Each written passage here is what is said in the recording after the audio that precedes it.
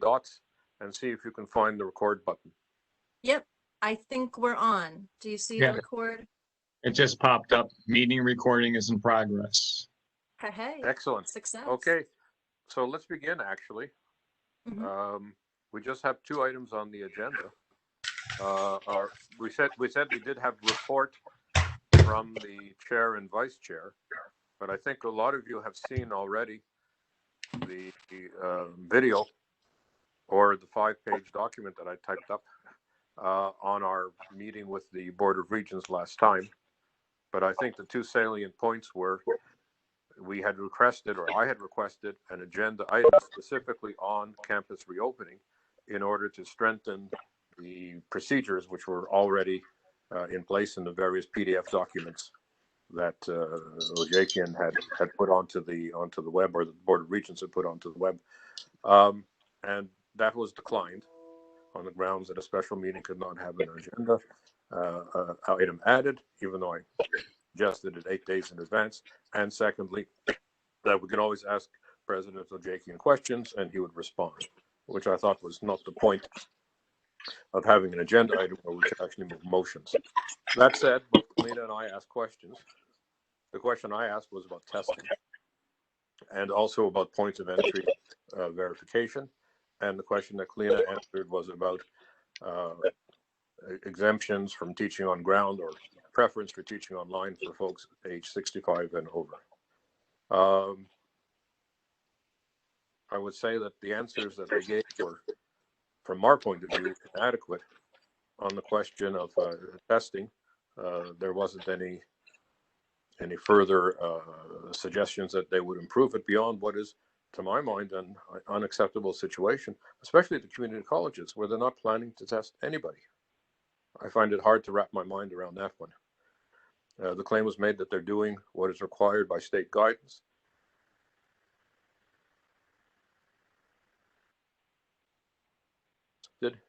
They would maybe have a sense, or they might have a false sense of security, and then fall down on their mask wearing and physical distance and hand washing and so forth. On the question of point of entry, the same response was that no, that's not something they're going to be doing. Although I see that it appears to be that some campuses are in fact doing that to some extent or other. We had wanted, and it's in our resolution, more extensive checking when people come in particular to make sure that students and other folks, including faculty, do have an appropriate face mask before they go into the classroom. And, well, no, we can't do the entrance to buildings, and then physical distancing won't be respected. Kalina, perhaps you can say what they responded to your question. Goodness, the argument was being made that we really don't need to worry so much about testing because, or at least we were particularly lucky because rate of infection in Connecticut was particularly low. But the highest rate is in that I've heard 20 to 29 age group, 20 to 40, either one. And the response was, I'm trying to remember which response was what, but basically the idea was that testing is not a, what did she say? Testing is not a preventative in the virus, right? It's not a containment strategy. And also that testing creates a false sense of security that might dissuade people from wearing masks and being otherwise careful. So that, I don't know, didn't seem like an adequate response. So we fall back on the resolution that we've put forward in the 5 points. Perhaps Kalina, you could read it out, but maybe we should also do a bit of a round table to see what people have to say and what's going on. Could we just find out who's here and who's taking minutes, please? This is Barbara. Yes. Lois, are you there? I just saw Lois. I'm here. Can you be taking minutes?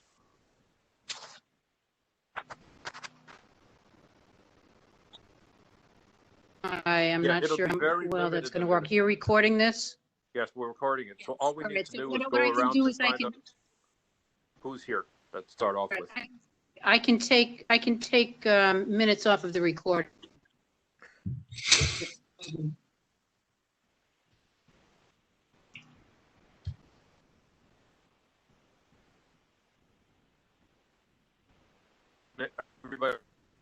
themselves so we know who is here. So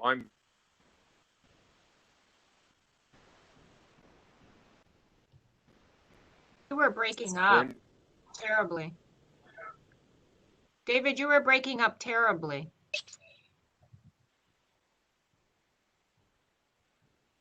Can't hear you.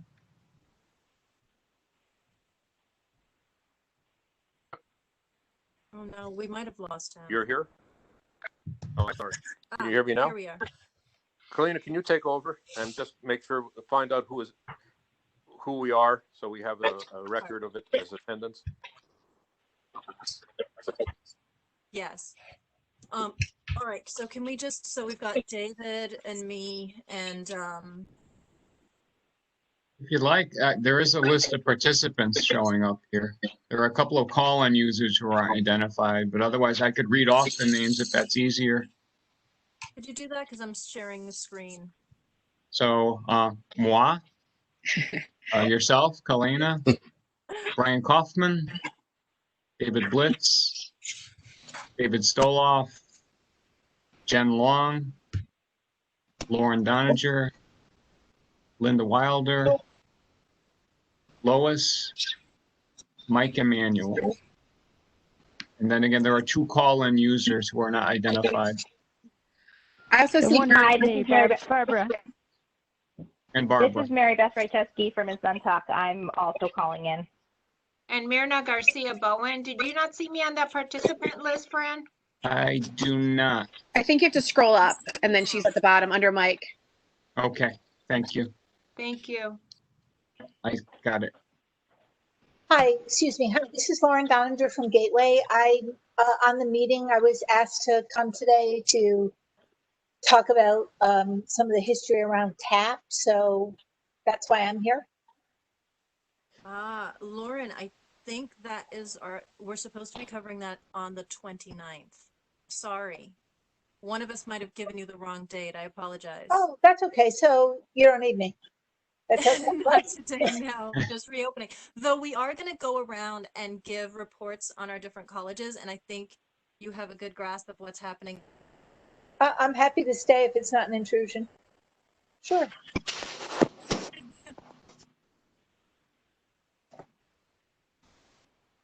David, are you there?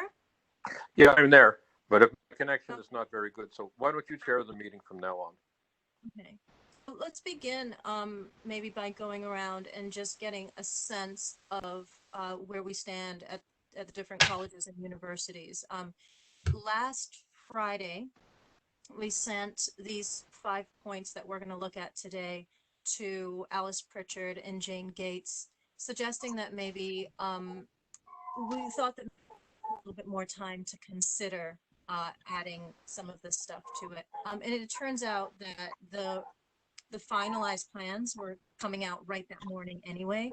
So there wasn't that opportunity, but we can, the response was basically figure out if any of these still stand, if any of these are still concerns after looking at the finalized plans, and get back to them. So if we can get a sense of what's going on at the colleges and universities and whether these 5 points of concerns are still relevant or whether you are concerned about them still, then we can return to them and give them a sense of whether or not, you know, this is something we'll decide whether or not we want to pass these 5 points as a resolution, and we can have further discussion with them. So that said, do you want to start, Lauren, since that way we can let you off the hook faster if you choose to run away? Oh, sure. Thank you very much. So as the Faculty Senate co-chair, I was at our cabinet meeting this week. One of the questions that I brought to the cabinet from faculty was related to taking temperatures, and could there, you know, at least perhaps be a random sample, like, you know, we're doing no screening whatsoever? And the answer was, we're not a healthcare facility. It's beyond our scope. Temperature is diagnostic, and like, what are we going to do? Lauren, what college? Oh, sorry, Gateway. Thank you. Gateway. I have to say that in terms of coming classes back on campus, that has not been a huge concern at Gateway. 90% of the campuses are remote. I don't think that there are any faculty teaching on ground that it's not by choice, and it's pretty selective. The automotive faculty are the most concerned because they don't feel like they've been involved in any plans for how they're going to do their shop type classes with social distancing. But the allied health and nursing, they're on ground. They have that. They feel like they have it in hand. And then some of the developmental classes, those faculty are on ground by choice and are not, I don't think that they feel coerced in any way. So I feel like that's maybe been a little bit less of a problem at Gateway than at some of the other schools.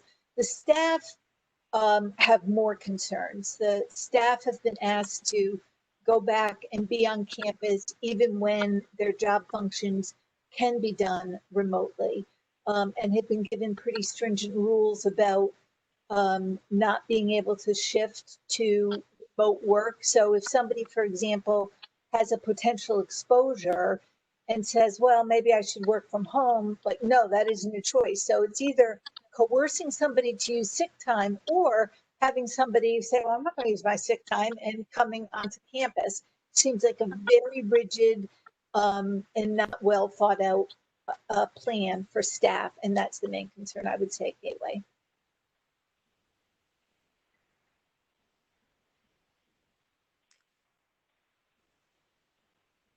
I could jump in. Tunxis is a very similar experience.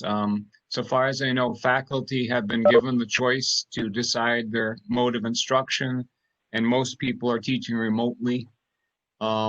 Again, there are exceptions, some of the lab sciences, some of the clinicals for dental, that sort of thing. But again, the staff is the big issue. It's the same story, that it seems as if each department has decided which staff have to be on campus, but there's no consistency to it whatsoever. And that's a concern because, again, this work they did remotely. They have been since March, and so far as I know, they haven't had any major problems. So to have people on campus any more than necessary is just foolhardy, and you're risking people unnecessarily, and you're risking outbreaks on all these campuses. Again, it's really not so much faculty so far as I know. I think all faculty, at least all full-time, have had choice. It's staff, professional staff. Thanks, Fran. Mike, I'm looking right at you. How's Northwest? Sure. Just gonna take it off of mute. So some similar concerns, but we have mandated mask wearings if you're coming into the building. And just like Fran, faculty are given the choice of method of instruction. They're encouraging all of our faculty to train. Like, I think I saw Brian on here. We just did some Collaborate Ultra a few minutes ago. I have to do that again because I'm still lost. But, you know, we want to get up and running on that. In order to go into a building, we have to take our phone, a smartphone, and scan the QR codes and scan out. And that's for contact tracing. That's encouraged. If you don't have a smartphone, then they could we could go to a form. I don't know how well that's going to be because, you know, people forget and all that. There's no temperature taking anywhere. The room capacity size has been reduced. So there's going to be kind of like the fire marshal. This room holds 30 people. Now it'll say this room holds 11 people. And then I think the bottom line for us, we have bi-weekly meetings with our president and the deans, and whoever wants to attend on or off contract attends. Like today we had one at 10 o'clock. And the bottom line is management has been supportive for us at Northwestern, and that if anyone feels uncomfortable, faculty or staff member, to contact either HR, faculty, or the dean to make other accommodations. So it's been honestly pretty good in terms of sharing of information and all that. Could it be better? Yes, of course. And we've been given 5 cloth masks that are left on our desk should we come in, that if we want to use them. And then the last thing is if someone doesn't have a mask, then we have enough masks right now to give each student one when they come into a class, which is kind of few and far between for us. That sounds good. Do you know who's like for making sure that people are actually wearing masks? Has anyone other than, I guess, faculty been tasked with that? I can address that a little bit. So I don't know how this would work, but if a student comes in and refuses to wear a mask, they're going to be asked to leave. And it got even pushed when faculty and staff during some of these meetings, they said, okay, what if they don't leave? And we're instructed to call the police. So that's pretty tough, but I guess it's technically a criminal trespass, but hopefully it never comes to that. But it was addressed. Okay, thank you. At Gateway, it's supposed to be up to the dean of students, and that is the one thing that felt a little cavalier to me. You know, we have a very large building. I know that many campuses, it's multiple buildings, and this one person is, it's going to be a teachable moment. It's going to be we're going to teach. That's what's going to happen. So it seems a little loose to me.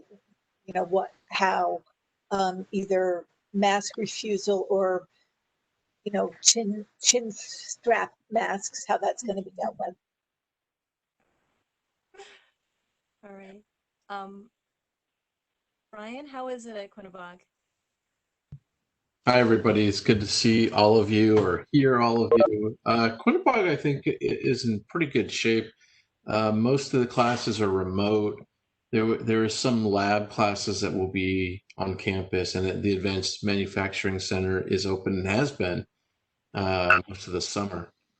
And they have staggered hours and staggered students around. We have one entrance and one exit as well. We have multiple exits, but only one entrance that's actually unlocked, and security at the entrance, which will have any visitors sign in. Everybody has to have a mask or they don't allow admittance. Staff is staggered. I know that. I know that everybody has set hours, specific days and times that they're allowed to be on campus. We're small. We can do that, and we're shrinking as I speak. We're hearing a lot of faculty have decided to hang it up in the last month.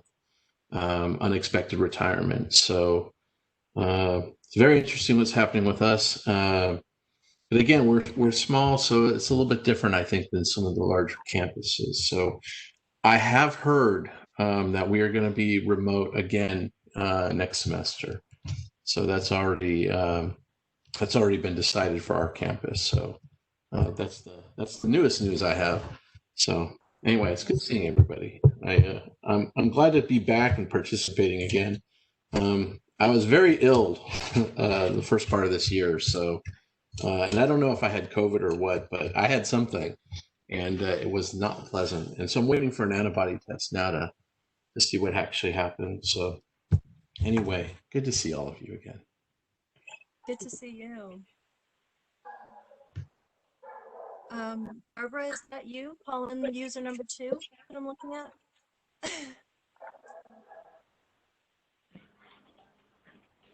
Hi.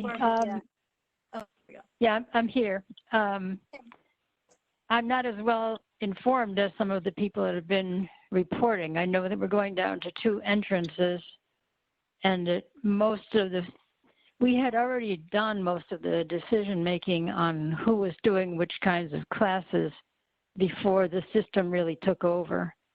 And so I've been concerned that next time it may be a very different process. But I have not heard of many people of any, but I'm not really on campus and we were going to have a department meeting just to find out what's going on, but we haven't had it yet. So most of us are teaching online for this semester and kind of worried about next semester. But we haven't been told anything about next semester. We just get these emails that are not very informative, but are somewhat threatening about if you're deemed essential, or if you're told you're needed on campus, then then you have to start all this complicated disability applications and things. And I just wanted to point out that before somebody mentioned the over 65 question being asked, but nobody said what the answer was on that one. The answer was that the state guidance had been that being over 65 was not considered a comorbidity or it wasn't given special consideration, and that we therefore would likewise not give it special consideration. And that's pretty amazing. So far, the only response has been that, this is sort of a union issue and it should be handled through HR and unions because it's, I forget the exact wording. And that was sort of the core of my question or at least one of my questions at the meeting was that we have specific age groups that we're shoving together, right? We're shoving together this group of people who are in that 20 to 29 age group with potentially an instructor who might be over 65, and that it does seem that we could put into place specific guidelines for our population that would strengthen. It wouldn't in any way go against the state guidelines, but it would strengthen it and be consistent with it and be protective of our instructors. But I don't see a lot of willingness to do that at the moment. Okay, thanks. Thank you, Barbara. Jen?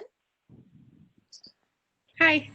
So at Three Rivers, I believe we do, I haven't been to campus, but I believe there's just the one main entrance where there's security and people have to check in. So you have to wear a mask, you have to check in and out of the building. I haven't heard anything about having to use smartphones to do that because I was mostly hearing this from the bookstore because I was asking them about how students get texts and they have curbside pickup, and our bookstore is right inside our front entrance. So I would like to ask that question of my campus if they have to use phones in any way. The majority of the faculty to whom I've spoken are really, really nervous about having to go back to campus. They did make us put at least one section on ground in every course offering, and the majority of those are being taught by adjuncts. And I was told by my dean's administrative assistant that was a BOR decision that was happening on every campus, so that we could expect that to potentially move forward, and that the logic was that they have to be able to build a schedule for students who want to be on ground. So every discipline had to offer some course offerings so that a schedule could be built where people could do back-to-back classes.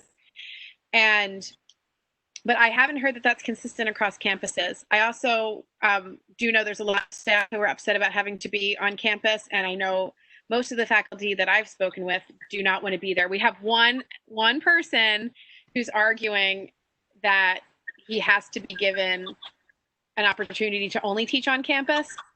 And he's arguing that from a union perspective because he's really resistant to teaching online.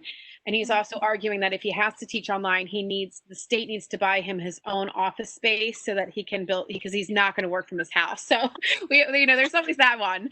But most of the faculty do not want to be on campus if possible. Now, here's the second problem. On our campus, if you ask the dean or you ask the president for special accommodations, like so to say, I filled an LRON or an online class, I'd like to telecommute, I'm faculty, whatever, they won't even respond. They will simply push you to HR.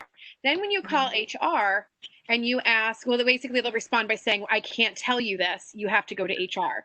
Then when you go to HR, they tell you that you have to fill out an ADA request or FMLA. Then that's a whole process. Then there's a middle person who goes back and talks to the dean. And then after you've done that process, then if you go to talk to the statewide person who's processing the ADA, they really try to talk you out of it.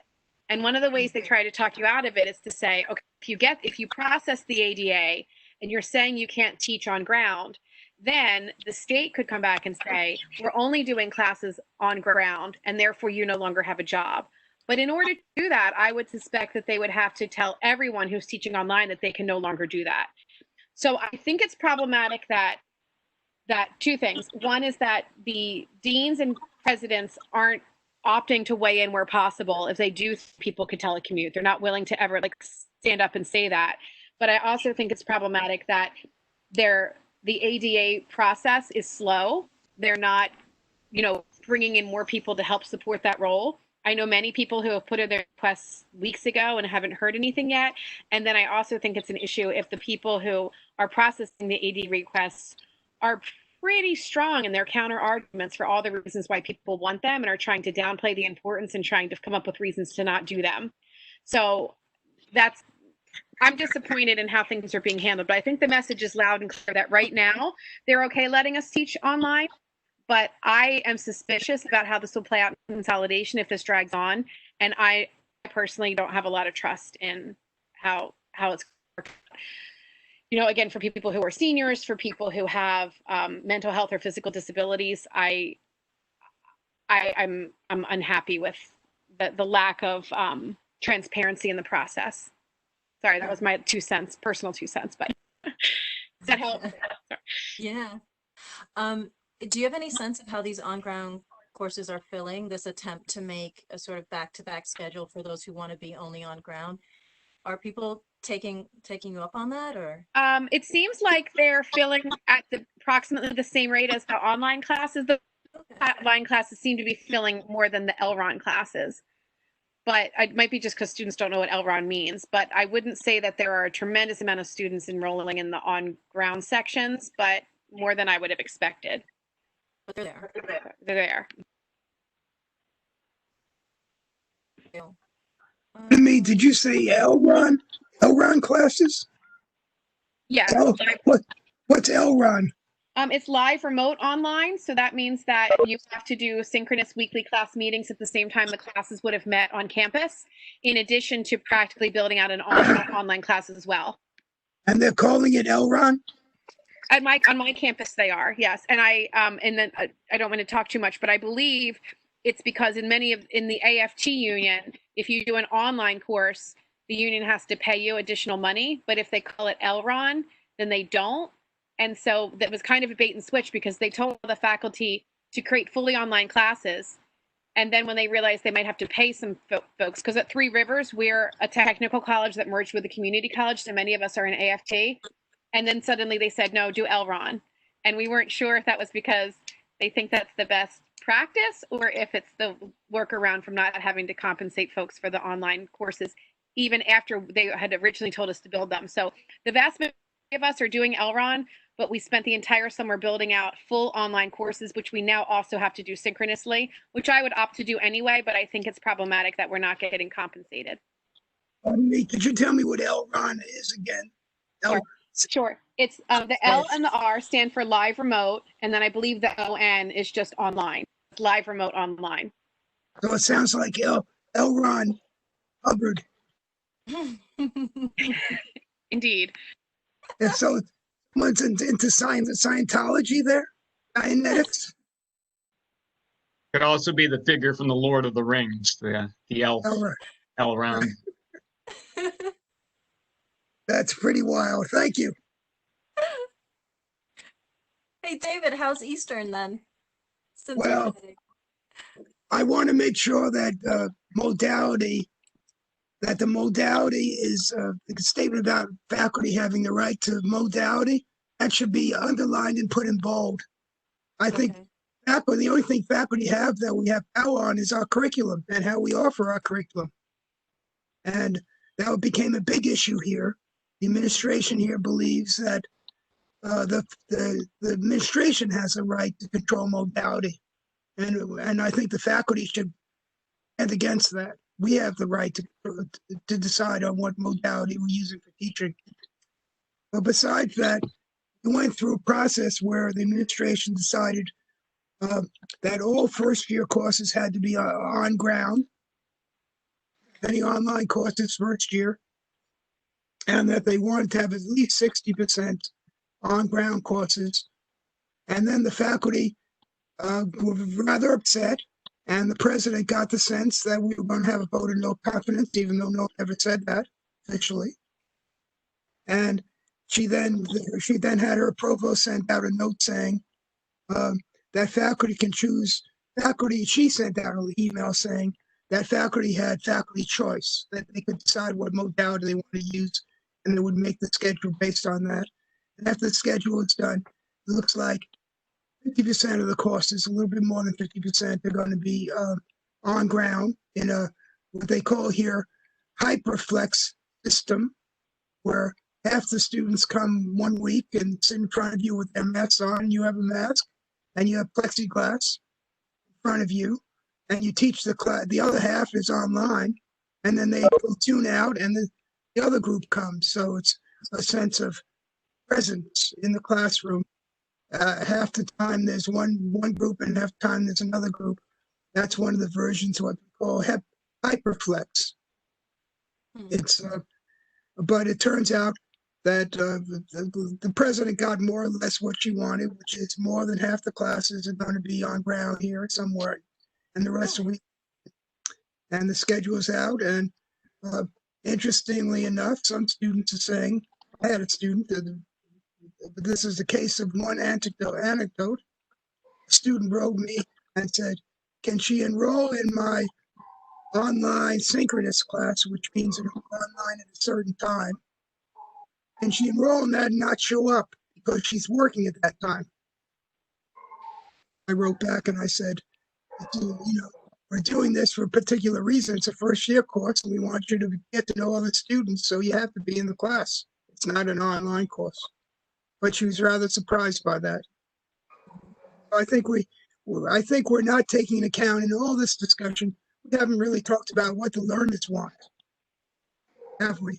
We only assume that they want to be on campus. At least that's what our administrators assume. We haven't really looked at whether they do or not. And we actually had a survey, and they did a survey of students, of all students they had cell phone numbers for, and they did a text survey and looked at what students wanted. And more than 50% said that they wanted to be on campus just like usual. They didn't want any change if there wasn't a disease. And then 20% said they wanted to be online. And the rest were this hyperflex type of systems. But we really haven't, I think we have to wait and find out what students are going to say. But in writing a statement, if you can put in bold, the faculty have control of the modality. Even though I understand that I'm making an extreme statement. I think it's a shared governance kind of issue, but I think we should say faculty should be really highly considered for the modality of their teaching. Gotcha. So that's, I think, point 3, and we can. Yes, 3. Yeah, if you can underline it. I know you won't, if you can. Sure.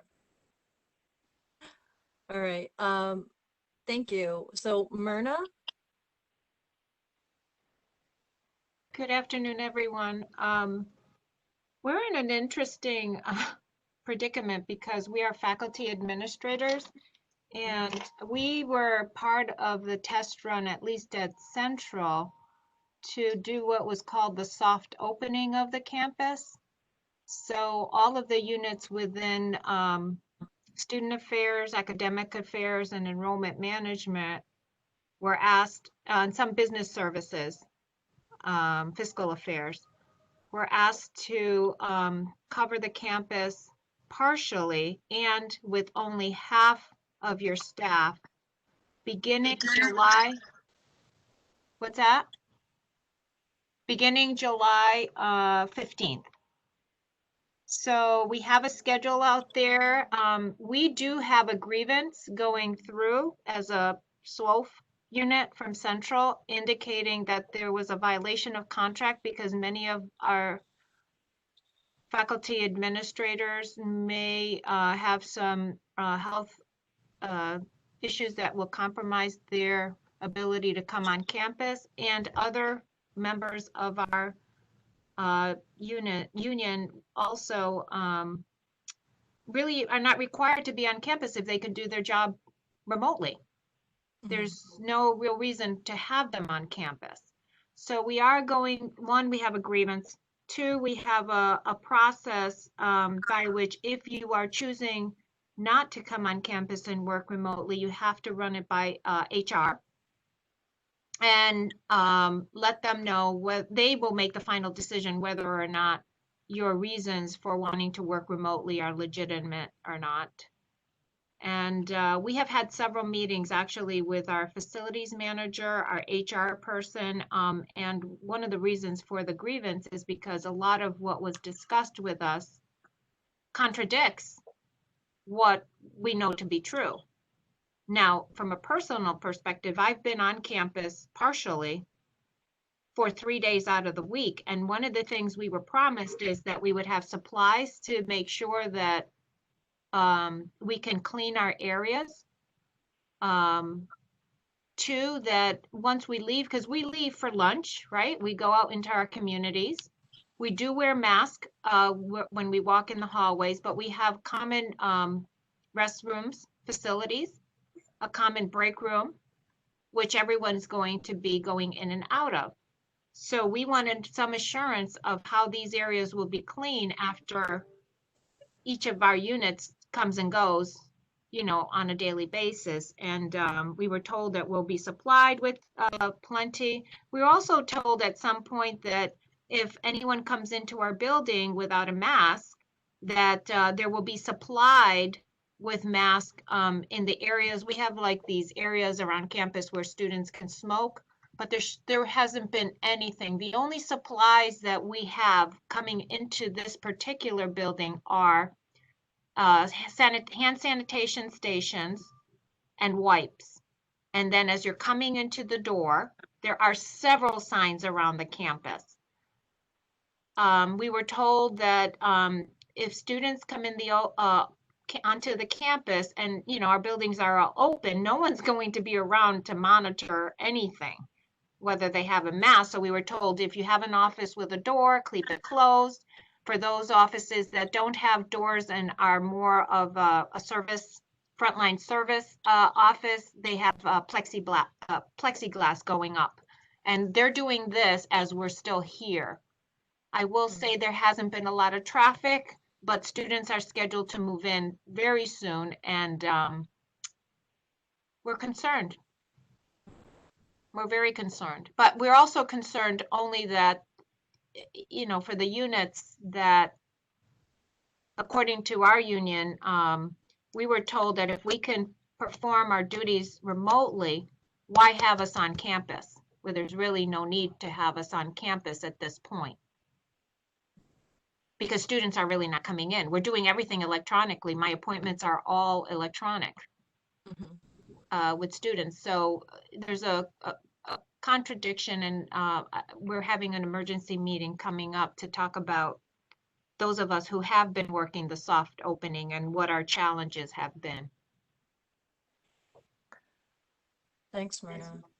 I can fill in for the faculty side at Central. On the question of preferences, that has been respected to a large extent in 3 of the 4 schools. But in the school that I'm in, there apparently are 15 to 20 faculty who are dissatisfied with being required to teach on ground. So that's part of a grievance which has been made by the union. And again, the same argument has been made, don't talk to the dean, although in some cases the dean has been responsive to individual requests, but really you have to go to HR. For the classes on ground, the terminology used at Central is high flex. Now, David Stoloff mentioned that at Eastern, half the class will be on ground one day and the other half of the class will be on ground one day. And that's what we assumed was going to be the case at Central. But in fact, there are going to be 2 separate subsections of each section. One will be always on ground and one will be always online for the so-called high flex courses. And although registration has been interrupted by the power outages and so forth, the registration for the on-ground section seems to be very, very low, to the point that it would normally result in cancellation, which is the criteria at Central is less than 9 students. I would say almost all, at least in the school that I'm in and in some of the other schools where I happen to look sort of randomly at departments, unless it's a very large class of 200, there you might have 9 or 10 students on the on-ground component. Testing, 3, and the residents manager. No staff, faculty, or employees are going to be tested. Mask wearing is required, but now we have at least 8 academic buildings and some of them have 3 to 4 entrances and exits. You can imagine there's a lot of ways for people to come and go. And it isn't clear to me, because I haven't been on campus, if any of them are being designated as exit only. But it's also not clear at all that there will be point of entry verification. And again, I think Myrna mentioned there are these so-called smoking stations. It looks like little bus stops, shelters, and supposedly, but many students are going to walk directly into the building. Some of them may not see it, and there's only 3. There's 8 academic buildings. So that's definitely going to be a problem. What to do when a student shows up without a face mask and refuses to leave? You're supposed to call some hot number in student affairs, and it's unclear that happens afterwards. They have said they don't want to send the police. The room cleaning is probably the strong point, and they've certainly rearranged 35 to 50 rooms with 6-foot separations and so forth. Classes which were 75 minutes have been reduced to 50 minutes, and at least 25 minutes in between any 2 classes for cleaning. Not by the faculty member, but it's not clear what employer, and so that's to be seen. I think those are the main problems. There's going to be a special meeting of the Senate on Tuesday, where we're going to consider all of the issues, from the requirement of mask wearing to verification to faculty preferences, including staff preference, which Myrna has brought up as a major problem. And so we're going to see that on Tuesday. Thanks. I think Helena, this is Linda. Mary Beth Rychesky from Zentuck. I'm not sure if you can hear me. That's right. There you are. Yes. Hi. Okay, good. Thank you. I just wanted to just quickly give my, as Zentuck update. And, at this point, I'm going to kind of echo what some of the other community colleges said, in the sense that the vast majority of classes are going to be online. The only classes that are running on campus are things with a component like manufacturing, registered medical assistant program. And as far as I know, those instructors feel comfortable. They've been running those programs this summer already. Nobody has been asked to be on campus that didn't want to be. There's a few other classes that are running like a hybrid, but nobody was forced to do that. And to Jen's point, the vast majority of departments are not running anything on ground. So we were definitely not asked to have one on-ground class for each subject or course. Like I teach math, all the math classes are either online or LRON. Staff are back, but in a very limited capacity. I haven't heard many concerns from the staff at our school. Again, we're very small, so it's much easier. Like, if an office is open, they can just have one person in the office that day, and they're kind of doing a rotating schedule. So there's not a lot of people who have to be in large groups. So I think at that point it's going pretty well. We haven't heard anything about next semester, and we also. One thing that I was concerned about in terms of our plan is that we were told that there's basically, as Nantucket is going to take no responsibility for any contact tracing. So again, we're not doing any testing of any students or faculty or staff. And then even if there was a case, it sounds like the health department in the town will be taking care of the contact tracing, but Zentuck won't be contributing to that in any way. So that concerns me in terms of how much faculty, staff, and students at Zentuck will know if there are cases on campus, whether that information will be provided to us or not, seeing that we're not really going to be involved in any kind of tracing.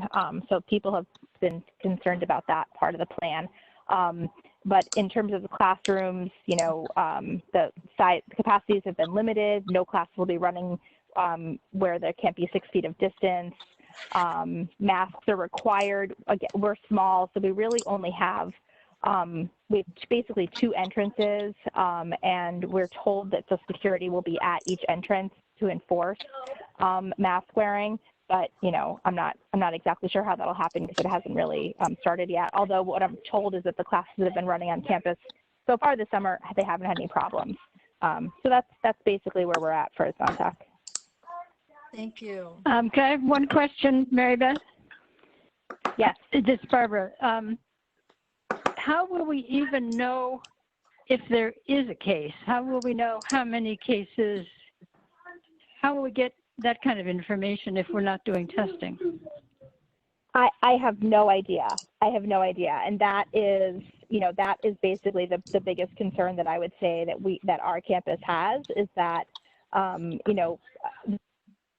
if somebody tests positive, they've been asked to inform the school, but I don't think there's any legal obligation for them to inform the school. Although, I guess through the public health department, they would have to inform any contacts. But again, I don't really know. It hasn't been specified that there's any, legality in terms of the school that informing other people, right? So if the president or, the deans find out that there's a case on campus, it hasn't been made clear that that information will definitely be given out to everybody on campus. So I don't know the answer to that, and I think that that's an important aspect. Yeah, thanks. Yeah. I don't think Lois is on the line anymore, but she was saying that at Norwalk there was a class that was scheduled to start, and a couple of days before it was scheduled to start, 2 of the students who were supposed to show up got in contact with the instructor to say that they had tested positive. Both of them had been tested because they were required to be tested for other things. But there's nothing going on at the college to, this is part of the reason for these 5 points. There's just absolutely no support for testing at all at the community colleges. And if it's not given at the level of the system office, I don't think any one of our individual colleges is going to have the ability to put out the resources to do that. So definitely cause for concern when, things like coaching baseball and things like that, you would be required to get tested. And Linda, are you still there? Yes, I'm here. I guess in this case, our uniqueness is to our advantage because, of course, all of our courses are online and have been and will continue to be. And in addition, all the administrative staff have been working remotely.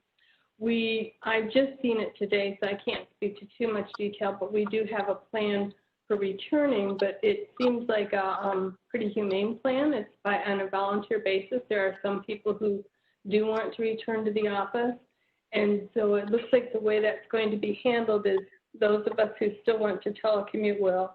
Those who want to return to the office will be divided into 2 groups. And so there'll be, for example, a week A and a week B.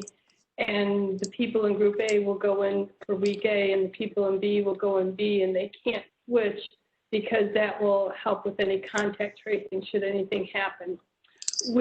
Even though we're totally online, occasionally we do have a student who wants to come in and meet in person with somebody. And so we will be putting that in place. I think by the end of the month, that will be in place, but it will be by appointment only. And the facilities are being set up to make that safe.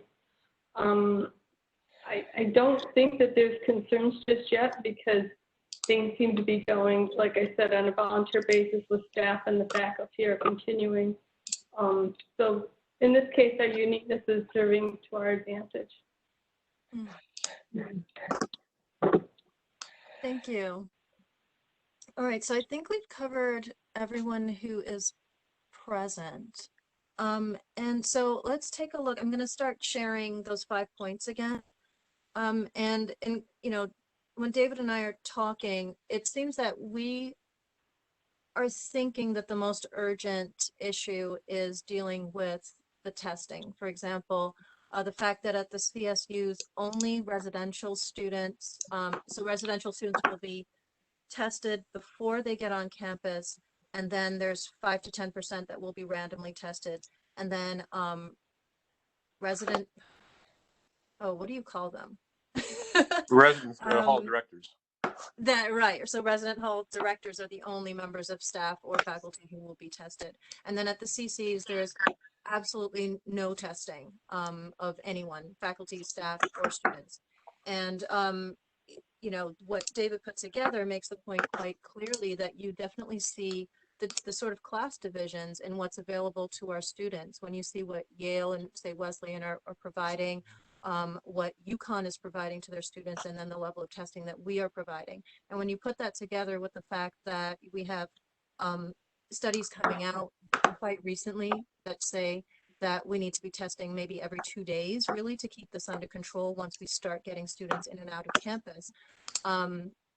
We have to think really, really carefully about whether we, I don't know if the way we want to put it is whether we have the resources to keep our students safe with this kind of plan, or what it is. So the 5 points are up there, and I think the proposal is that we're going to discuss passing this as a resolution that we can pass along to the board to kind of urge them to be a little bit more proactive about these safety issues. And David, it seems like you're connected. I don't know if you want to jump in here. I think you presented it very well. I think the main thing is to have somebody move this as a motion. We can then have any further discussion, and then we can pass it as a resolution. That gives us to work with the Board of Regents to also communicate with the legislatures who are interested in this and those members of the executive branch with which we may be in contact. We still have 2.5 weeks before the opening. But the other question, of course, is one which we haven't discussed, which what happens when a campus or a whole sector, or for that matter, the system closes down because the threshold has been reached, supposedly 10% of residential students being infected, or a number close to that at the CSUs. It's not clear what the situation would be like at the community colleges, but that could be the regional level of infection as reported by the regional and local health authorities. But one of the things that became clear in discussing with Alice Pritchard at our last meeting of the FAC was that the reopening would not lead to going remote for the rest of the term. There would be a fairly short period of time, perhaps to deep clean a building or all the buildings or some other measures, and then folks would be expected to return as if nothing had happened. And one of the things that our resolution, well, if you had to close down because of the level of infection or other problems, let's not reopen on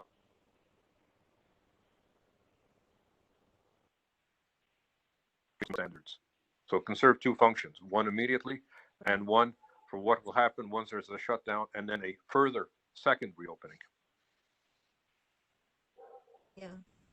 And that's a question that you make, that perhaps we'll decide whether or not community colleges need to be shut down based on the level of infection in the community. But when that question was asked, we actually didn't receive that as an answer. We still have yet to know precisely how we'll know anything about, you know, what's going on in the community colleges since we're not testing, and also what the threshold might be. So, yeah. All right. So I will move these 5 points as a resolution. And I'll second that. This is Mary Beth. okay. Thank you. All right. So discussion. Has everyone reviewed them already? Well, is there a need to? Sure. Why don't you read them out so it's also a video record? Sure. Oh yeah, and for those on the phone. Okay, so point 1, extending virus testing beyond residential students to all students, faculty, and staff, and establishing a consistent schedule of testing throughout the semester. And here we refer to the testing plans for Yale and Wesleyan, and there was a reference to the Yale-Harvard study that suggests that we should be testing every 2 days. Point 2, establishing point of entry monitoring at academic buildings for face masks, temperature reading, and hand sanitizing. Accommodations for those with conditions that exempt them from mask wearing must not place others at risk. 3, respecting faculty preferences for mode of course delivery and staff preferences for telecommuting. Special consideration must be afforded to those over 65, given the specific nature of our college populations. Presence on campus should continue to be at faculty and staff discretion as conditions change throughout the semester. Point 4, procedures for contact tracing, criteria for shutdown, and a move towards remote learning and conditions for reopening should be made clear. Method of communication about the details of any such shutdown or reopening must be clarified. And then point 5 is that reports on the adequacy of ventilation systems must be provided for each building that will be used on each campus, and discrepancies addressed to ensure equal access to safe working environment for both faculty and staff. Actually, the wording of this, we have changed the wording a little bit.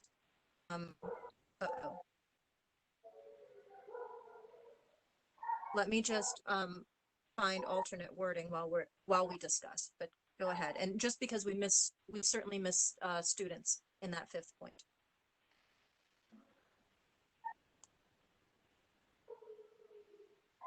So I'm going to stop for a moment here. Okay, while you're looking for that, is there any further discussion? I know going around the table and finding out what was happening at the campus really did clarify a number of points and allow everybody to take their positions. Mm-hmm. I just have one question about the resolution. What if we, in this particular case, what if we sent the whole thing in as a letter to the editor or viewpoint or whatever, signed by all of us, and by the faculty advisory committee as a group? I think the public understands that these things don't make sense. Mm-hmm.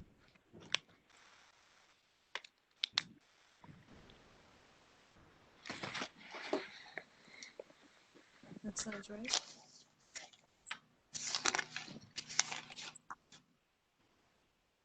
I'd support that. There is a possibility, and I think it's actually guaranteed, that a certain percentage of the public will see us as spoiled, underworked state workers who don't want to do our jobs.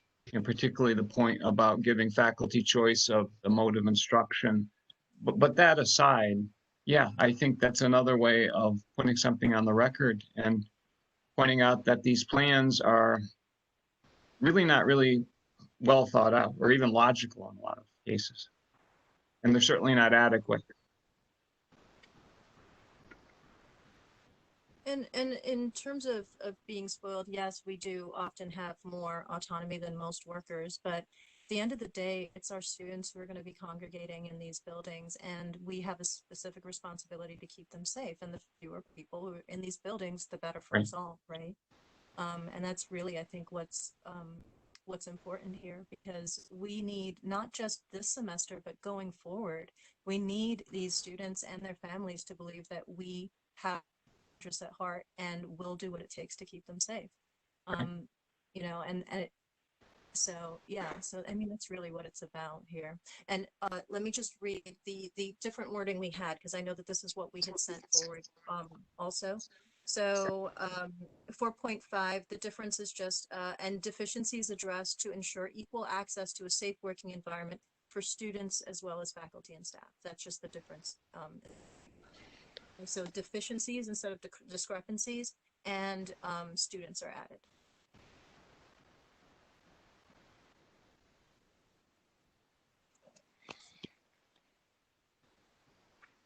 Okay. Is there a preamble to this motion? There is not at the moment. I think what you just said a minute ago should be the preamble. Okay. Couch it as safety of our students and all members of our learning community. Yeah, and I would broaden it where really it's the safety of the public, because if in reopening these campuses, we end up with a series of outbreaks, you know, people are going to bring this disease home to their families. And you risk really having an outbreak or a series of them all over the state if we don't do this right and wisely. So I would put it in the broadest possible way. We're really safeguarding public health. So it would be students, faculty, staff, employees, and the public. Sort of, whereas we value and consider as primordial the health and safety of our students, faculty, staff, employees, and the public. Therefore, of our students, faculty, staff, employees, and the general. In general.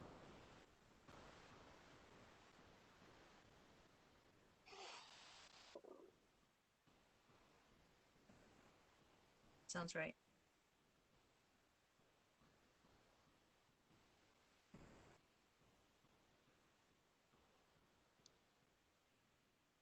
The FAC, right? Whereas we value the health and safety of our students, faculty, staff, employees, and the general public, the FAC, how else? We need one more sentence in here. I'm bad with this language.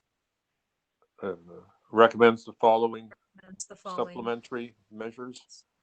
Right. Or even strengthening the measures. Oh, strengthening it. Recommends the following.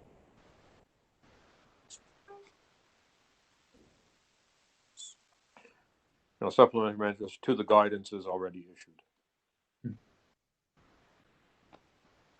I know that will get me in trouble with David Hernandez, who took me to task at the board meeting for saying that the state and CSU guidances were minimal. Don't say bare minimum. Maybe say I'm not. I've learned not to say that. Okay. But they are minimal. Mm-hmm. Well, they're certainly not maximal, to use a word that doesn't exist.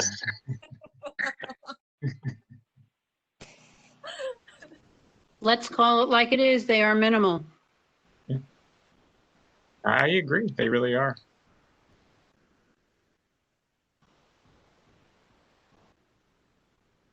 Okay, so I've written that down. I'm not going to share it with you because it's haphazard, but whereas we value the health and safety of our students, faculty, staff, employees, and the general public, the FAC recommends the following supplementary measures to the existing reopening procedures. For Connecticut State colleges and universities. Yes. Alrighty. So are we ready to vote on this? Any more discussion? Is everyone clear on whether or not they are voting today? Does anybody need me to check who's who or attendance? I believe Barbara's here, so I'm Jen Long. I'm not going to vote. I think Barbara's here. And it's Brian Kaufman. I don't have a vote. Okay. If we're going to put this, I don't think we decided if we are, but if we're going to put this in the paper, we can also put the names of people who are, it doesn't have to be just the voting members that we put names. So maybe we should all vote. That could be, well, and then we can count the two separate counts. Sure. Yeah, it'd have to be two separate votes. Yeah. All right. I don't think. Is everyone comfortable with just a verbal vote? I'm looking for polling at the moment, but I don't have it set up. I think that's okay if nobody minds. Okay. We did say verbal is fine, right? Oh, okay. So Linda's saying we could use the chat. Is everybody able to use the chat? Because those of you who are calling in are not, right? I don't seem to be able to. Yeah, I don't have a chat option. Yeah. So let's try verbal and see how it goes. How about that? All right.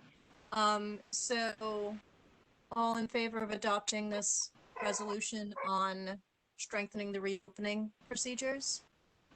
Aye. Aye. Aye. Aye. Aye. Aye. Aye. Any opposed? Actually, you can count the ayes. Everybody waits for the next person. Sure. You could even do try it again. Needed to. Do we want to do that? Well, is anybody opposed? Count those. We'll count them. Any opposed? Any opposed? I'm going to abstain. Okay, and is Okay, this and is it? Oh, sorry, it's Linda. okay? Okay. Gotcha. Gotcha.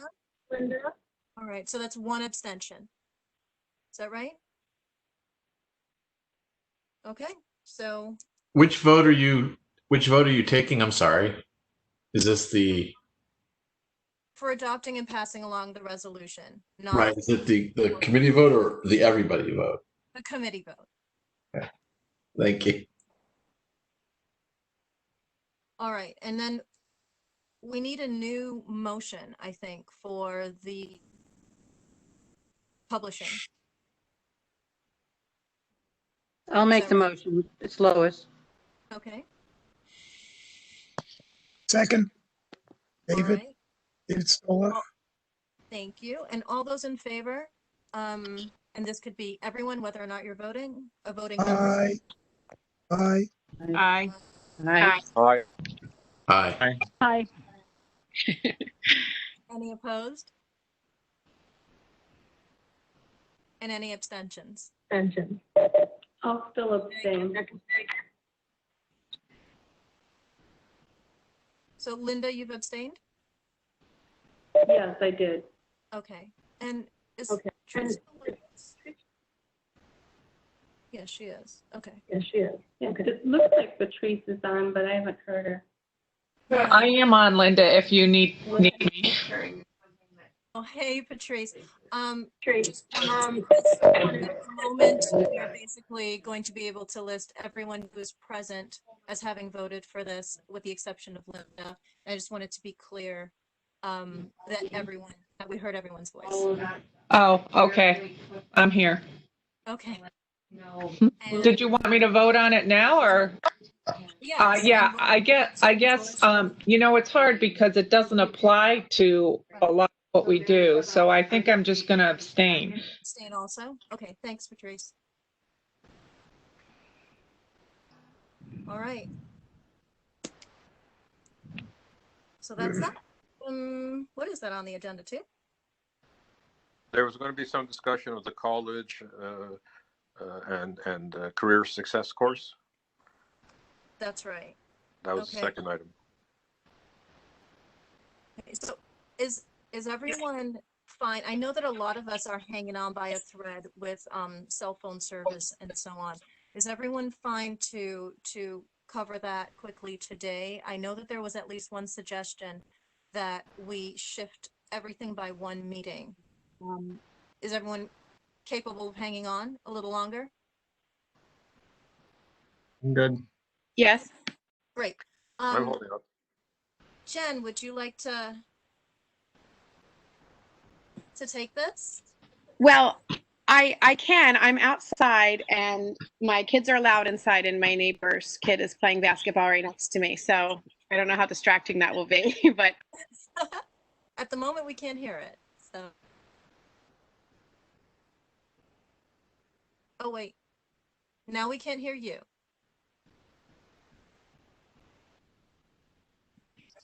Okay, so that. So Colina, Ron, Picard, and Mike Shea and I met and we talked about this course, and we, after brainstorming some ideas, as I said last time, we talked about maybe inviting the curriculum leaders to our meeting and then asking them to share things like maybe a sample syllabus, the outcomes, where they are with the course at this point, so that we could then use that as an opportunity to ask them questions that we might have about their thinking about the course as well, given some of the concerns that we have about the writing requirement in the course, the fact that it's a credit-bearing course that developmental students can take, and also the diversity requirement, et cetera.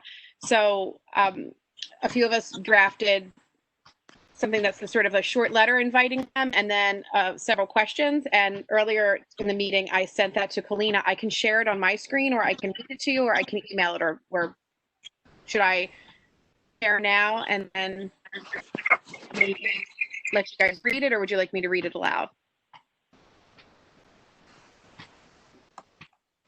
Oh, Colleen, I can't hear you. I muted myself. I don't know how helpful it will be if I could share it from mine also, and Okay. And you can read it if that makes sense. Okay, that sounds good. I just sent it to your email, the edited one. Yeah, the edited one. The one that has your comments and Ron's and questions in there. Oh. Sure that I have that one. Well, not as a complete thing. These are all sort of separate. So yeah, I might not have this. Do you want me to share my screen because I have it in my desk right here? Okay. Yeah, okay, so I'm gonna share my screen now. And so I'll make the, oops.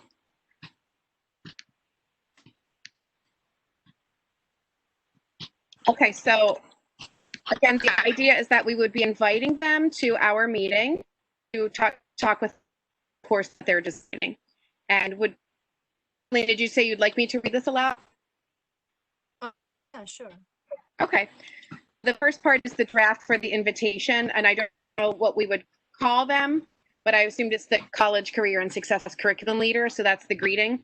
So, greetings from the FAC Advisory Council. Our group represents faculty from all of the colleges in our system.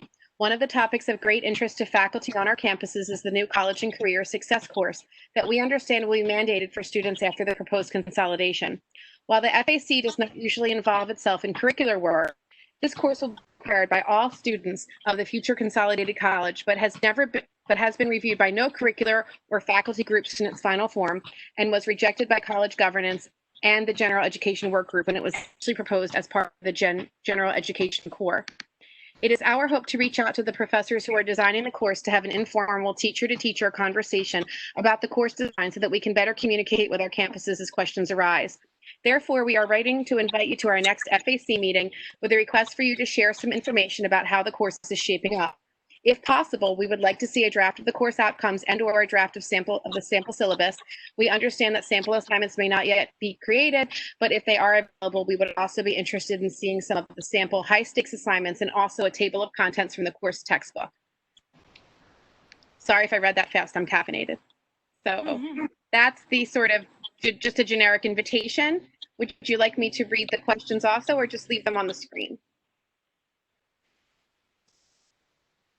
The questions are really interesting, I think, because I think that motivates why we're even bothering to have this conversation. Yeah. Okay. Would you guys prefer that I read them or just leave them up there?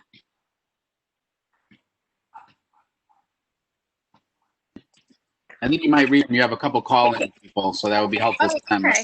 I'll try to read slower. Sorry, I'm running on fumes. Okay. I think they're okay, but I just recommend to read them. Yeah, good. Okay, so I'll read them. And these are generated among the group.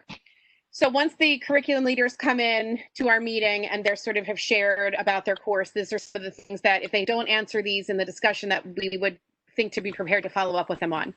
So I'll start here. We feel that there are potential miscommunications about the course design in terms of the diversity requirement and academic rigor. Can you clarify what graduate degree is required of instructors for them to teach the course to be able to assess college level writing? Would these degrees be vetted through HR as is required in many English departments for hiring adjuncts? The follow-up would be, will there be a developmental FYE and a college level FYE, or whatever the curriculum college success course would be edited in there?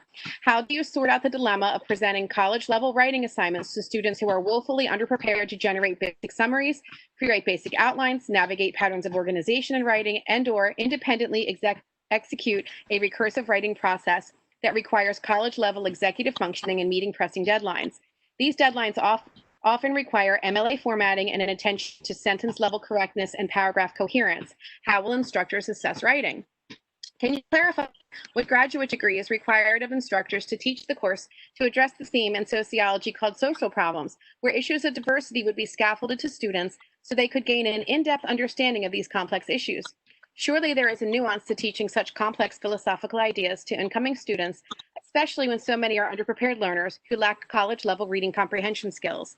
Anecdotally, current practice on many campuses is to hire faculty who have little to no experience in rhetoric and composition and/or diversity training to teach these courses. As a result, students are left perplexed by how they can be doing poorly in their developmental writing classes, but doing well on college-level writing assignments in the College Success course. What are the qualifications regarding teaching information literacy, which is another outcome? Would instructors need an MLS? Is this portion of the course meant to be taught by librarians? Who oversees the writing assignments for the FIE curriculum on campuses? Do those curriculum leaders have graduate coursework and experience in assessing college-level writing? To what extent are they mentoring their adjuncts on assignment development and assessment? How will these leadership issues be addressed if consolidation happens and this course is required on every campus? How would the learning outcomes be assessed? Is there a common assignment? Has a rubric been constructed? Given the number of students taking the course, how would collection of scoring of artifacts be managed? Who would lead assessment efforts? Who would qualify as scorers? Given the breadth of the learning outcomes, how do we ensure the depth and rigor required for college level credits? And I believe that's everything. So I guess we could soften them a bit, but those were, go ahead. So Jen, who are you? It's Mike Emanuel from Northwestern. Who are you going to be sending this out to? So I believe it was a group of faculty who was either appointed or nudged along to create the sort of master course for what I remember. For your success course, right? Yeah, so it was like 5 or 6. Yeah, so like that group of teachers who I believe are mostly professors, and we felt that we weren't going to get anywhere if we tried to invite the BOR members, but if we were to invite the other teachers, we could say, hey, have you thought of these things and what's your feeling on it? So I have to tell you, I'm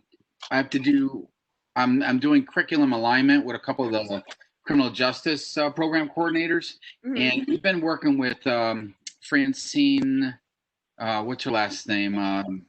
Rosselli Navarro. Rosselli Navarro. I think, based upon dealing with her, I would contact her first. I don't know if I'm missing something in this, because I think what's going to happen is if you only get a couple of people here and there that are faculty that may not have the full grasp of it. Francine seems to have the full grasp of everything. Now she's like working with Mike Stefanowitz, kind of number 2 person, so to speak. I don't know if that's right, but hopefully you know what I'm saying.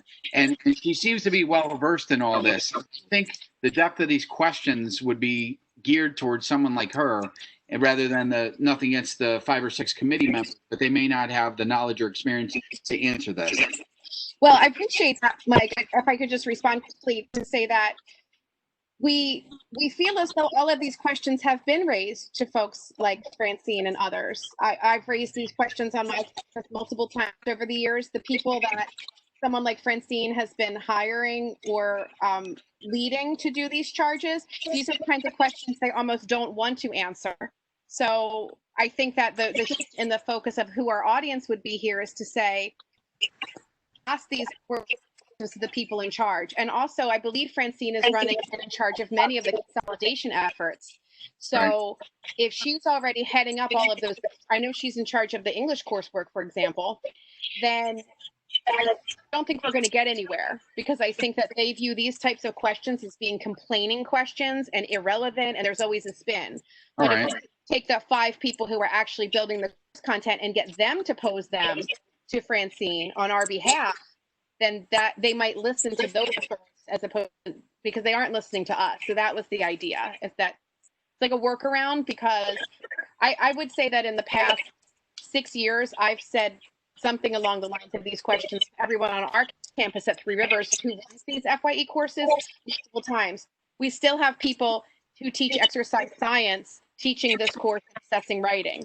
We still have people who are full-time staff members who have a graduate degree in something totally unrelated who pick up a course because they're friends with the curriculum leader.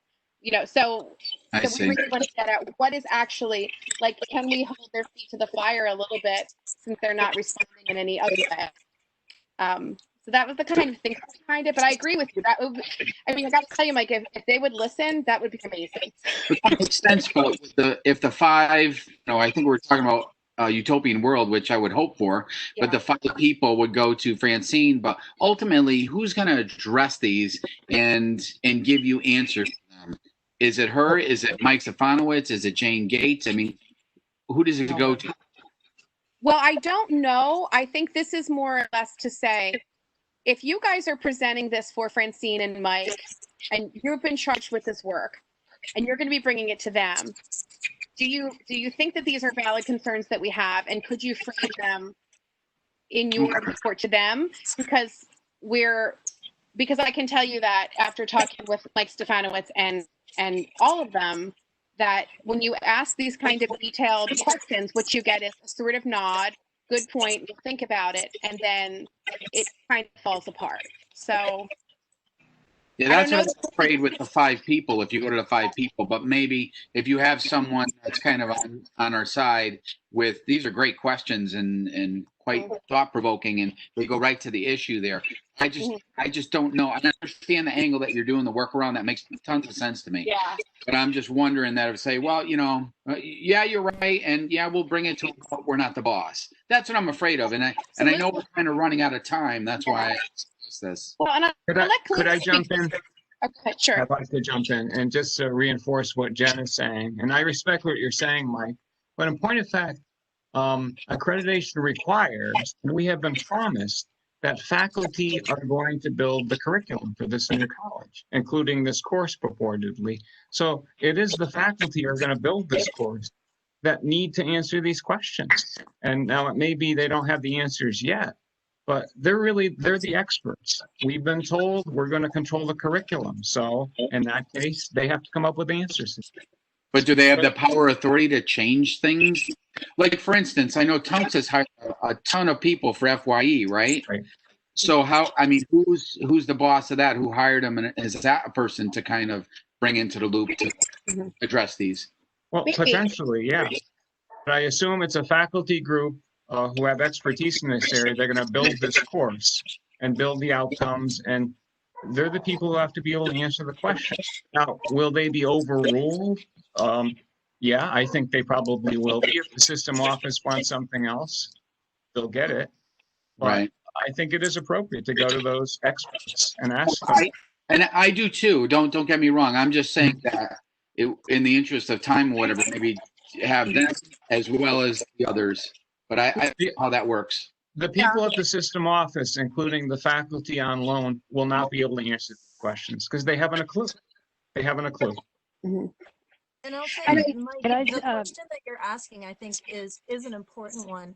And the problem is that we don't know how to answer it, right? So it is possible that Francine knows exactly how this could work. So we haven't. She presented it at the ASA committee board and at the board meeting. Those questions are not answered. However, maybe, there is some small group of people at Systems totally understand how and why this would work. And have not sufficiently communicated to us. But the thing is, if it hasn't been communicated to us, how are we going to make this thing work on the ground at all these different colleges with all these different people?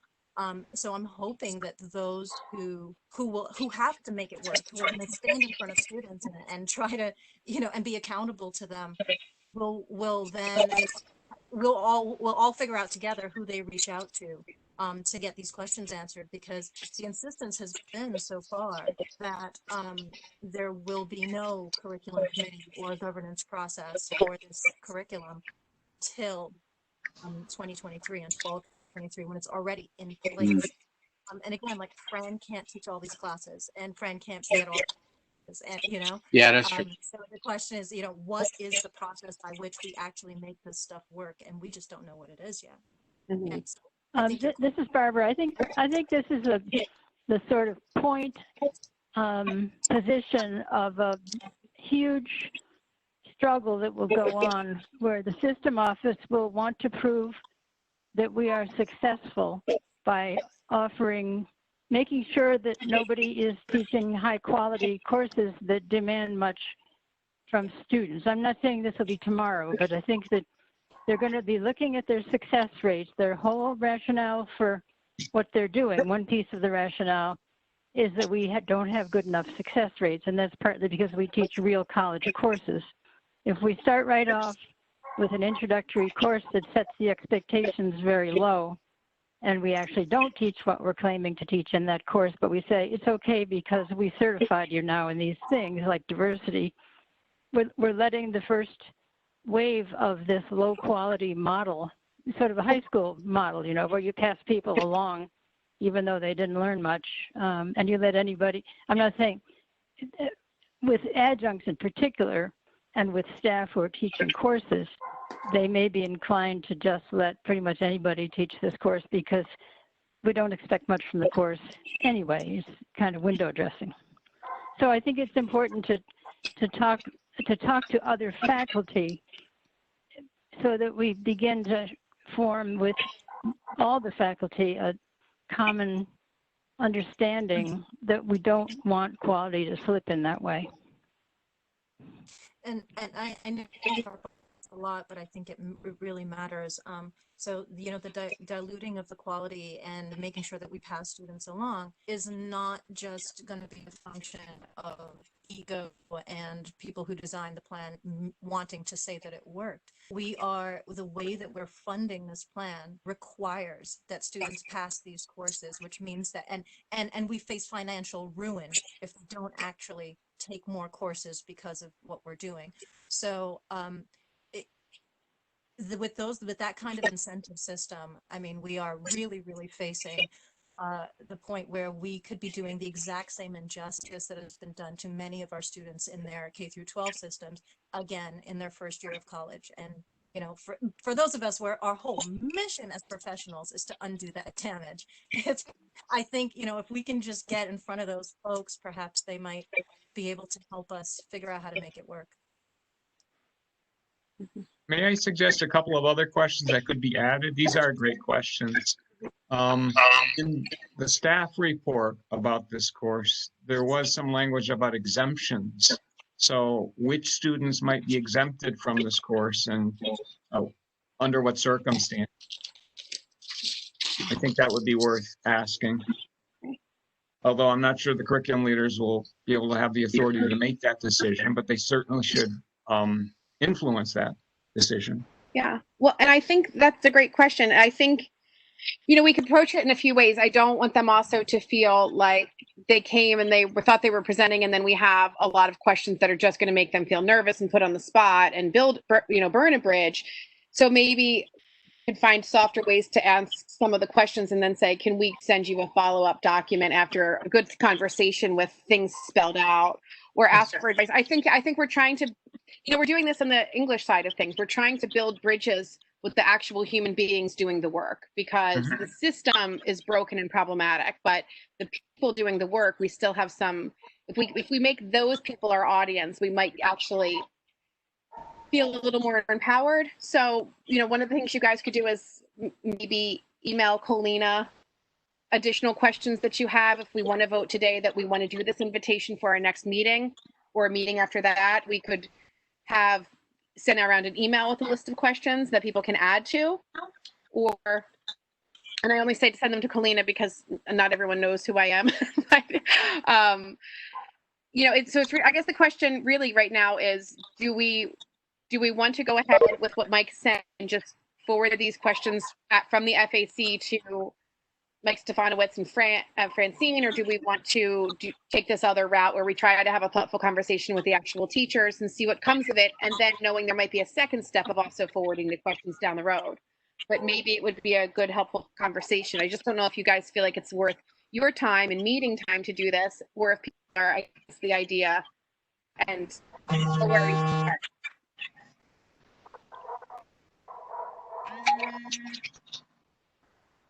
I would stick to the original plan. I think it's worth trying. When you extend the invitation, people can decide to accept it or not. And yeah, I agree. We don't want to blindside them, and I don't think you would do that. You would give them these questions ahead of time, I imagine, or something. Well, I'm not sure. I mean, so I can speak on my campus, and the reason that I'm so passionate about this is because at Three Rivers is one of the sort of guinea pig colleges where they've been running this course in mass numbers and pushing students along for years. They've also been putting students in developmental and 15 credits for years. And what I can tell you is that I hope this doesn't sound awful, but usually the people who are appointed or nudged along, faculty who are roped into doing this kind of work, are generally people who are kind of insecure a little bit about what they're doing, and they feel more burdened to do it because they want to be a good egg, as opposed to being really motivated to wanting to build the course as well necessarily. So when I talk to the person on my campus who's in charge of this, she gets like bright red. When I asked her how she's addressing the diversity requirement, and she said, I'm going to be reading the newspaper and talking to the students about what's going on in the news. And she was like, that's enough, right? So I'm afraid if we sent the questions in advance, that would be really scary. This group of people, but I don't know all the players. I just know the people from my campus. So it's a tricky thing. I think if we want to push it out 2 meetings so we can talk out the questions and edit them and make them, or maybe Kalina and Ron and Mike and I could do that. We could kind of pare down the questions a little bit so it's less overwhelming, and have the questions be asked by like one committee member so it doesn't feel like it's the staccato questioning from everyone in the group all at once. So that's an option. But I do think considering our audience is really paramount here, and I just don't know the players personally. Maybe let's finalize both questions and recipients at the next meeting and invite them for the following one, especially because we don't have Mike or Ron here. And I think, Mike is the one with the positive, he's the only one with the really positive experience with FIE. And I don't think he's had a chance to really contribute to these questions either, significantly. We've talked a bit. So does that make sense that because we are a little baffled, right? Like, we're sure who we're sending it to, and we can just kind of finalize that. Maybe we could let it sit until the next meeting, and it'll be very brief next time. Just, is this good? Okay, we'll go. Does that make sense? Yeah, sounds good to me too. Also, because next meeting we'll be inviting David Levinson. As you may have noticed, if you looked at your email today, the NESHE report was sent to everybody. Yes. It's dated August 6th, and we said that was the condition for inviting David Levinson. So we will definitely invite him, and he said that he's interested in coming. So that will be, I think, a major item for the next meeting. Plus, we have also the TAP, the vote to reestablish the TAP coordinating committee, which was brought up at the last meeting. So there might be some discussion on that as well. So it does make sense to do it in 2 meetings. One of the things you might think about is having the 3 or 4 of you meet with this group before they come before the whole faculty advisory committee. So if they have any concerns, or if they're worried about, whether this would be a grilling or sort of like, hearing before the House Un-American Activities Committee, or some version of that they may have heard we're about, especially a group of friendly people who want to help them. I think maybe you're meeting with them separately before.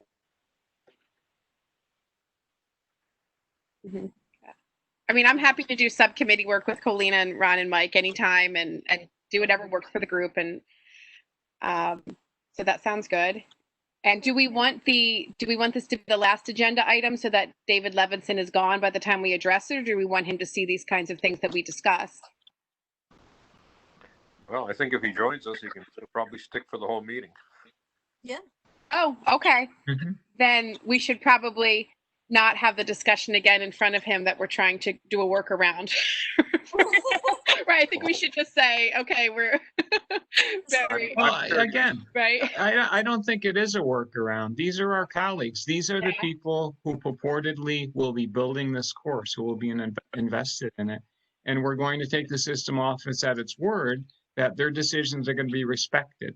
Now, do I believe that? No, not necessarily. But I think we have to approach it that. Fran, come to our group. Yeah. If you'd like, I'd be happy to. All right, so we'll talk about this some more in the next 2 weeks, I guess. I think this is Barb. I wanted to raise one question with people, and I'll say what my opinion is about this. I think that Michael Rook, who's supposed to be the provost of is interim for the new community college. I've always found him to be a decent guy who listens, and I'd kind of like to start inviting him to things not necessarily that he would be speaking a lot, but that he'd hear, he'd get to know us a little bit and we'd get to know him a little bit. But I wanted to ask particularly Mike Emmanuel, that's your campus, right? Are you there? I think we lost him. Or anybody else who's had experience with him. Do you agree that it would be nice to start involving Mike Rook in things and invite him to this meeting along with David Levinson? Or I think we should probably do just Levinson first, and maybe for the discussion on this college class, if we're going to do that in 2 meetings, invite Rook. I think once you bring 2 of them together, there's a different dynamic. Yeah, that's true. I totally agree with you, David. And I've worked with Mike on a lot of PA 1240 things and have found him, I agree with what you're saying, Barbara, but I've also found him to be very agreeable. And then at the end of it, there wasn't a lot of follow through. So, but that was, I mean, PA 1240 was kind of a done deal. It's a different situation, but I do think there would be, the dynamic would be better if they weren't at the same meeting. Yeah, that's good. Yeah, I agree. Yeah. Okay. Right. So is that it for today? I think it is. Can I just make one last comment? It's Barbara again. I know I said this once many months ago, but I just want to say I've been at a lot of meetings in the last couple of years. Most of them have been very yucky and sort of out of touch with reality. And it's so nice to be in this meeting that's about truth and, you know, the students and kind of good things and where we're working together so well. I just have tremendous respect for all the stuff that people talked about today. You know, this is a wonderful group of people to work with. Thank you. Yeah. And thank you all. We're all navigating no power and whatnot, and we're still here. Yes, and the good news is we meet again soon. We meet again soon because our next regularly scheduled meeting is August 28th. Mm-hmm. Yeah. So let's entertain a motion to adjourn. Hey, David, I'm sorry, you're the one to call it. Quick question: Is there a list of when the meetings are for the next year? Has it been? Yes, it's on the Board of Regents website. Thank you. Go to agenda. Appreciate it. We're listed That's under January, Brian, though? Say. Do you mean for the next calendar year? Yeah. We haven't decided on those. Yeah. No, not. So I haven't figured it out. Okay. Oh, but for the fall, I was thinking of the fall term. Yeah. Yeah, fall's good. So thank you. You'll remind us in the fall to set that schedule. Yeah. I just wanted to ask, I just read an email from President Ojakian with regard to an update on NETCHI. Is that going to be on our next agenda? Yes. Okay, thank you. That's what Levinson will be here to discuss with us. And Excellent. I had to block it from my memory so I Yes. like, I'm sick, guys. I gotta go read this thing. I know. That was like, wow. Thank you. Okay. Ready to adjourn? Anyone want to make a motion? So moved. All right. I think that was a second. Second. Sure. Right, thanks so much for being here. Hi, everyone. Bye now. Thanks, everyone. Be well. Bye.